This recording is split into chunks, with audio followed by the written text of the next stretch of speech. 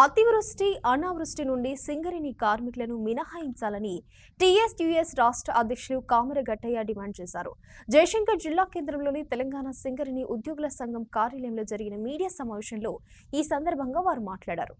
అతివృష్టి అనావృష్టి గురించి అవగాహన కల్పించి వాళ్లకు తోచిన విరాళాల్ని సమకూర్చాలి తప్ప కార్మికుల వేతనం నుంచి కోత విధించే విధానాన్ని వీడనాడాలని గుర్తింపు సంఘానికి సూచించారు. కార్మికుల ప్రమేయం లేకుండా ఒక్క రూపాయి కూడా కోత పెట్టేటువంటి హక్కు కూడా ఏ కార్మిక సంఘాలకు కానివ్వండి ప్రభుత్వానికి యాజమాన్యం లేదు. గతంలో చూసుకున్నప్పుడు కూడా గత ప్రభుత్వాలు అయితే ఇదే కార్మికుల ప్రమేయం లేకుండా 100 కోట్ల రూపాయలు కోత పెట్టి భద్రాచలం కొత్తగూడెం ప్రాంతం మునిగిపోయింది కూడా పంపిస్తామని చెప్పేసి కూడా గతంలో కూడా 100 కోట్ల రూపాయలు మరియు బీఆర్ఎస్ ప్రభుత్వము మరి కార్మికుల ప్రమేయం లేకుండానే కోత పెట్టడం జరిగింది. అంతకుముందు కూడా పోయినసారి కూడా ఇక్కడ మరియు మోరంచపల్లె విషయంలో కూడా ఒక్కొక్క కార్మికునికి 1000 రూపాయల పేరిట కోత పెట్టిళ్ళు. అసలు వాళ్ళకు ముట్టలేదు.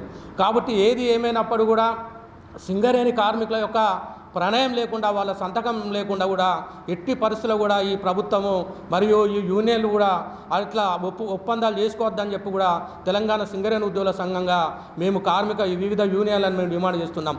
మిత్రులారా, మరియు కార్మిక రంగంలోకి వచ్చే వరకు ఈ యొక్క కళ్ళబొల్లి మాటలు చెప్తున్నటువంటి కొన్ని యూనియన్లు కార్మికుల మెప్పు పొంది కార్మికులను మరి మబ్బ పెట్టుకుంటూ కార్మికులను మరి ఏదో ఆశ పెట్టుకుంటూ ప్రభావాలు చేస్తూ వాళ్ళ యొక్క సభ్యత్వ నమోదు కార్యక్రమాలు అదేవిధంగా ఆర్థిక ప్రయోజనాల కోసమే ఈరోజు కార్మిక రంగంలోకి వస్తున్నారు తప్ప కానీ కార్మిక హక్కుల కోసం మరి పట్టించుకోవడం లేదు. పోరాటాలు అనేటివి పక్కకు పెట్టిళ్ళు కేవలం తమ ఆర్థిక సవాళ్ళ కోసమే ఈ కార్మిక సంఘాలు పనిచేస్తున్నాయి. మరియు ఎట్టి పరిస్థితుల్లో కూడా సింగరేణి కార్మికుల యొక్క ప్రమేయం లేకుండా రేపు ఇట్లా కోత పెడతా మాత్రం ఆందోళన కార్యక్రమాలు చేపడతాం. తెలంగాణ సింగరేణి ఉద్యోగుల సంఘంతో పాటు సింగరేణి కార్మిక సంఘాల ఐక్యవేదిక నుండి కూడా మేము మరియు ప్రభుత్వానికి కానివ్వండి యాజమాన్యానికి మేము ఒకటే డిమాండ్ చేస్తున్నాం.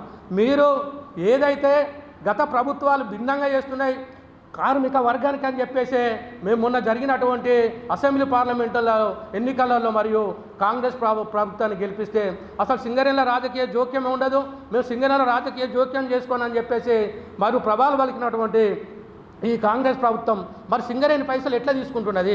పోయినసారి బీఆర్ఎస్ ప్రభుత్వం గత ప్రభుత్వాలు వేలాది కోట్ల రూపాయలు కుంభకోణం చేసి 30,000 కోట్ల రూపాయలు ఇప్పటి వరకు లెక్కలేదు.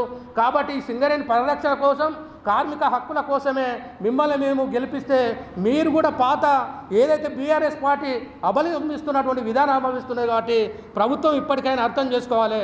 సింగరేణి అనేది ఒక ప్రత్యేక ఇండస్ట్రీ లాగానే దీన్ని చూడాలి కానీ ఒక ప్రభుత్వం మొత్తానికి ప్రభుత్వ రంగ పరిశ్రమలు చూసుకుంటూ కార్మికుల యొక్క ఇంటిమేషన్ లేకుండా ఈ పైసలు ఇట్లా ఇళ్ళకి తీసుకోవడం అనేది కార్మికుల మాస్టర్ కోత విధించడం అనేది అయితే అది చాలా తప్పు.